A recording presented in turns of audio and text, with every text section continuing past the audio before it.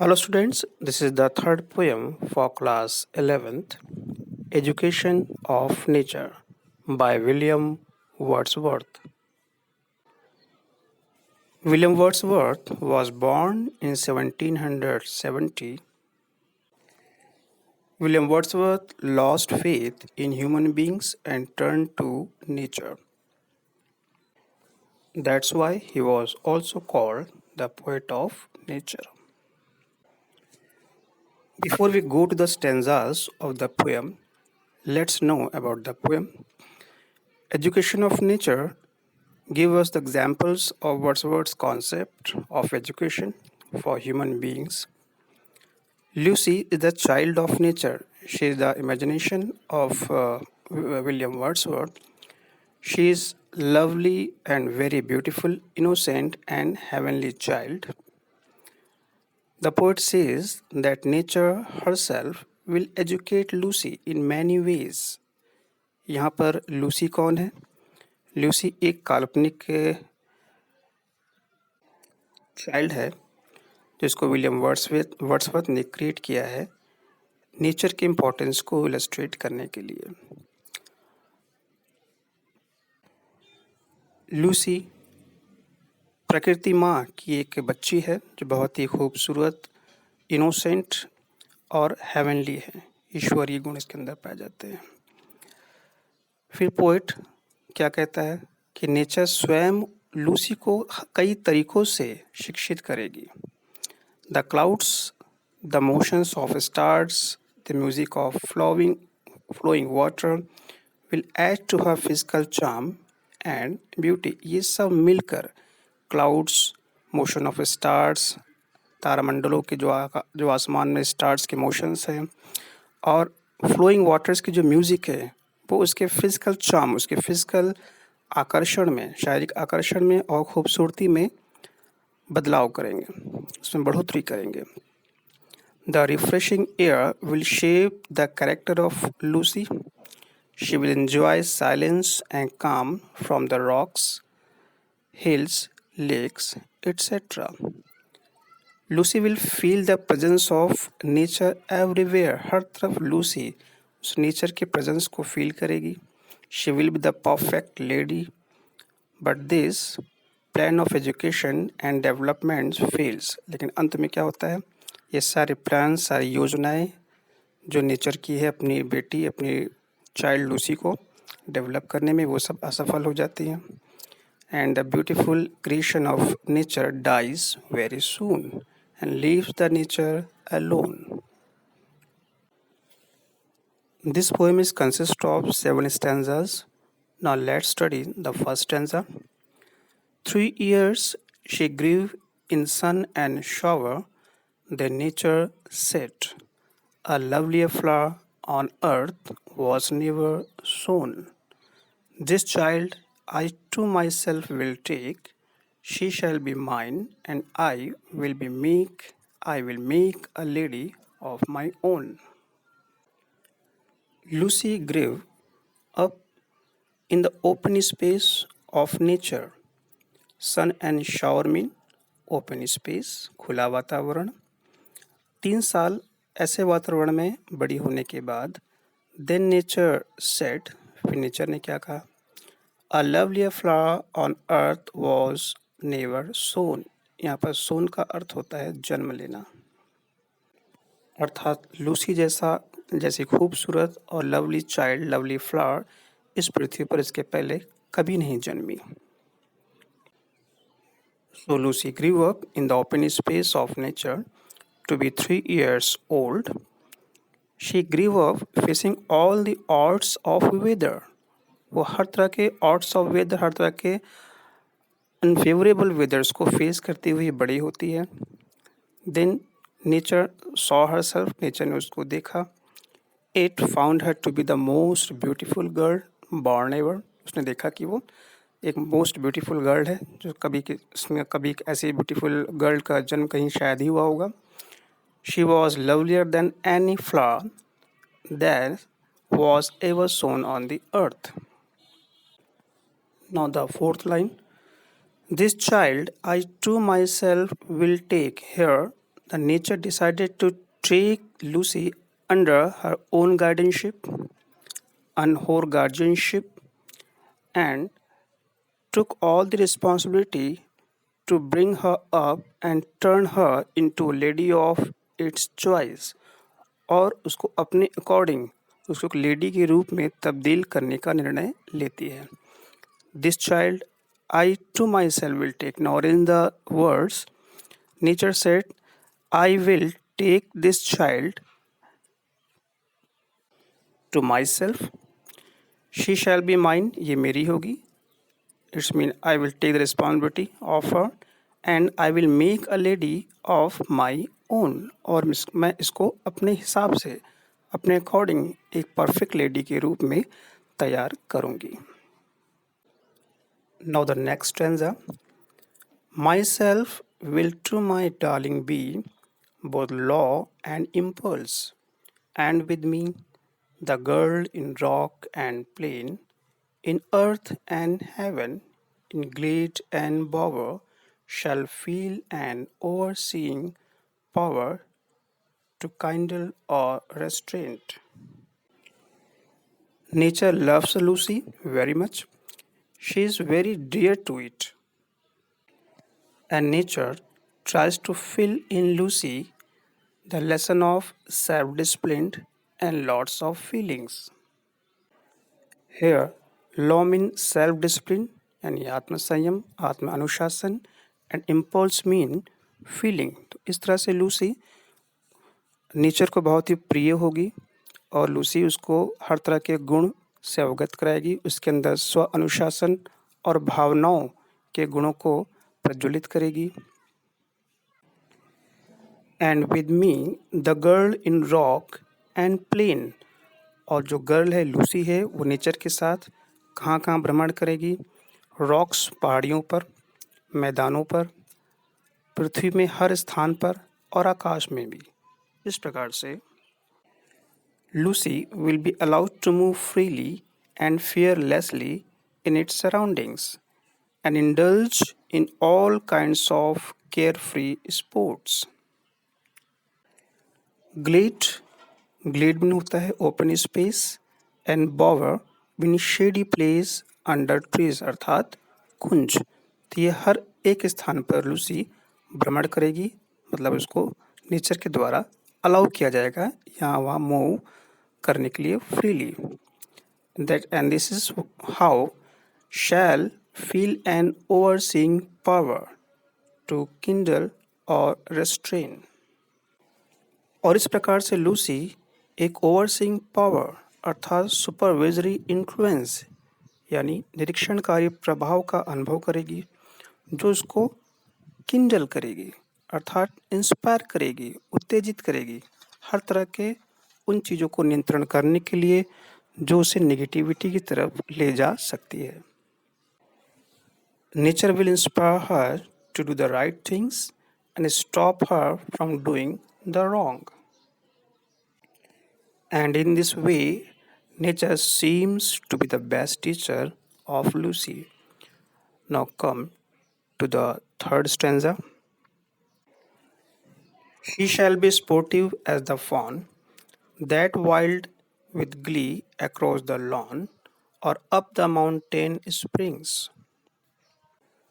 She shall be sportive. Sportive mean playful as the fawn. Fawn mean young deer अर्थात हिरन के छोटे बच्चे के समान वो प्लेफुल हो जाएगी अर्थात नेचर उसके अंदर एक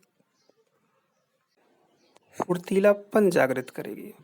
that wild with Glee across the lawn.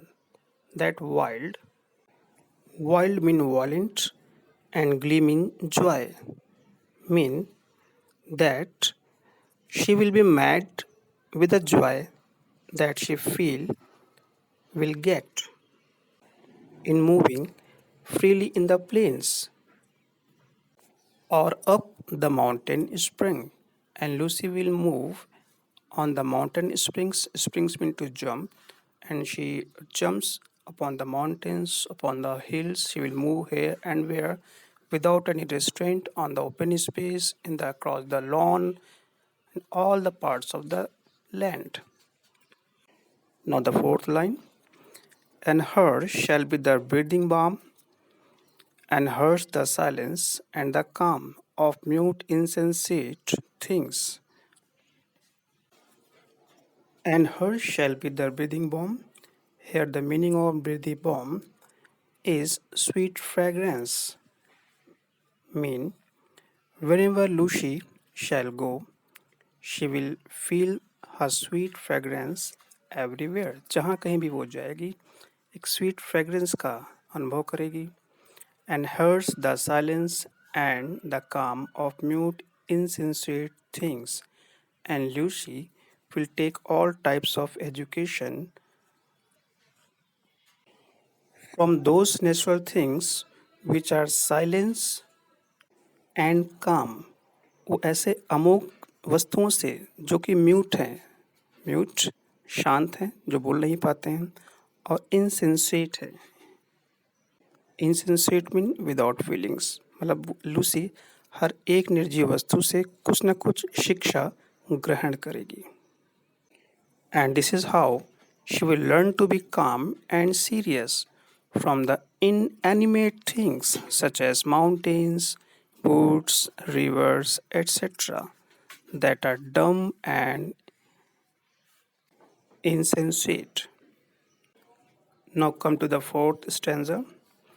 The floating clouds their straight shall lend to her. For her the willow bent, nor shall she fail to see, even in the motions of the storm, grace that shall mold the maiden's form by silent sympathy. In the first line, the meaning of straight, straight means सौंदर्य होता है, and lent mean to grant mean प्रदान करना. इस प्रकार से आसमान में फ्लोट करते हुए क्लाउड्स, तैरते हुए बादल उसे क्या प्रदान करेंगे, उसे किस प्रकार की शिक्षा देंगे. The poet says that every object of nature will teach Lucy many lessons. The floating cloud shall teach her their majesty. Majesty मतलब शान से चलने के तौर तरीकों को सिखाएगी. अर्थात आसमान में तैरते हुए बादल लूसी को शान से चलना सिखाएंगे. Lucy will learn dignity and graceful movements from them. For her the willow bent. Willow mean willow का जो पेड़ होता है, जो एक्वेटिक प्लांट्स होते हैं, बहुत ही फ्लेक्सिबल होते हैं. बेंड मीन झुकना, अर्थात जो विलो हैं उसको लज्जा, झुकना यानी मॉडेस्टी, लज्जा का पाठ सिखाएंगे. The bending willow tree will teach her how to bend, that's how to be humble. Nor shall she fail to see. Nor in the words, she shall not fail to see. अर्थात वो असफल नहीं होगी, मतलब वो देख पाएगी, महसूस कर पाएगी. क्या? Even in the motions of the storms. Storms mean तूफान, motions mean गति. तूफान की गति में भी वो क्या चीज़ का अनुभव कर पाएगी? Grace that shall mold the maiden's form by silent sympathy. उस सौंदर्य का, उस ब्यूटी का जो लूसी को एक परफेक्ट लेडी, एक मेडन्स, मोल्ड मीन शेप देना, मेडन मीन परफेक्ट लेडी, अर्थात उस सौंदर्य का अनुभव करेगी जो लूसी को एक परफेक्ट लेडी में तब्दील करती है. बाय साइलेंट सिंपैथी, अपनी सहानुभूति के द्वारा. अर्थात तूफान उसे खुशनुमा तथा दयालु होना सिखाएंगे. इस प्रकार लूसी का चरित्र एवं व्यक्तित्व सांचे में ढाला जाएगा और वह एक आकर्षक एवं सुंदर बालिका के रूप में परिवर्तित हो जाएगी. Now the next fifth stanza. The stars of midnight shall be dear to her. अर्धरात्रि में चमकने वाले सितारे उसको अति प्रिय होंगे. will be shall be dear to her, and she shall lean her ear in many a secret place. She shall mean lean, mean she will listen joyfully. In many a secret place अर्थात उन secret places को वो बहुत ही secretly वो सुन पाएगी जो कि आम आदमी के ऑडिबल लिमिटेशन से बाहर है। और वो सीक्रेट प्लेस क्या है? Where rivulets dance, rivulets mean small rivers, जहाँ पर छोटे छोटे झरने, नदियाँ और सरिताएं डांस करती रहती हैं, नृत्य करती रहती हैं।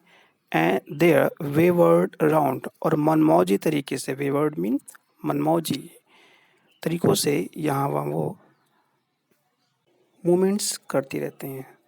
अर्थात लूसी उन शक्तियों को भी अर्जित करेगी जो प्रकृति में छुपे हुए इन खूबसूरतियों का भी अनुभव कर सकती है।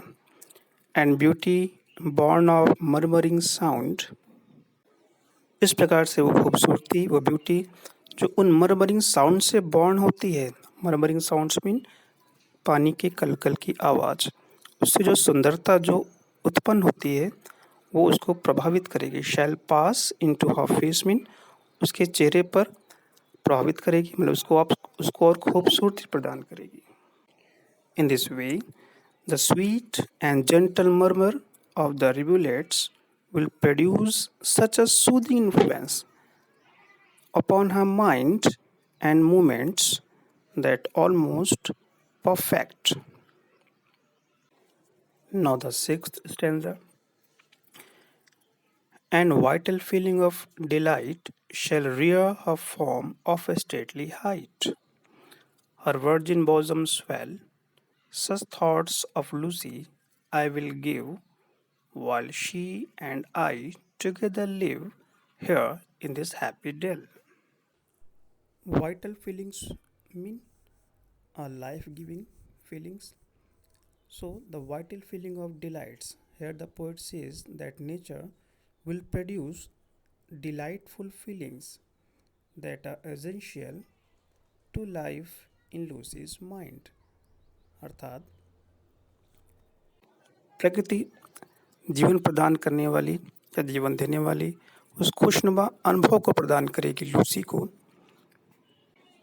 That shell rear her form, जो उसके फॉर्म्स, उसके स्वरूप को रियर करेगी। रियर मीन ब्रिंग अप करेगी उसको, और उसका और पालन पोषण करेगी।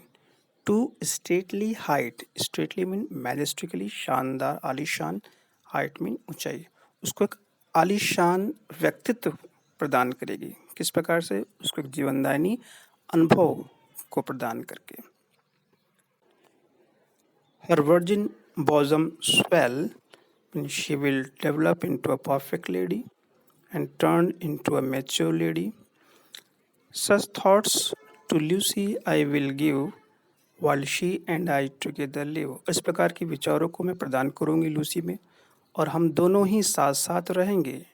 She and I together live, कहाँ रहेंगे? Here in this happy dell. Dell mean valley. इस प्रकार से नेचर और लूसी दोनों ही उस खुशनुमा घाटियों में हमेशा साथ साथ रहेंगे। Now the last and very important stanza. Thus nature speak, the work was done. तब अंत में नेचर ने कहा कि हमारा काम समाप्त हुआ। How soon my Lucy's race was run, अर्थात कितनी जल्दी माई लूसीज रेस, मेरे लूसी के जीवन की जो दौड़ है वो समाप्त हो गई। अर्थात लूसी अब नहीं रही। शी डाइड, वो अब नहीं रही। Left to me this heath, heath, heath mean barren land, अर्थात बंजर भूमि। And Lucy left to me, Lucy उस नेचर के लिए क्या क्या छोड़ जाएगी? That barren land mean heath, this calm, calm mean शांत, एंड क्वाइट सीन, शांत वातावरण। The memory of what has been, वो यादें लूसी की जो अब तक तो उसके साथ रह चुकी हैं। And never more will be, मतलब अब और नहीं रहेंगी। In this way Lucy left poet with the legacy of calm and quiet surroundings and her memory. Poet was sad that those things will never take place again. So, students, this is the end of the poem. Enjoy learning and make the best use of your time. Thank you.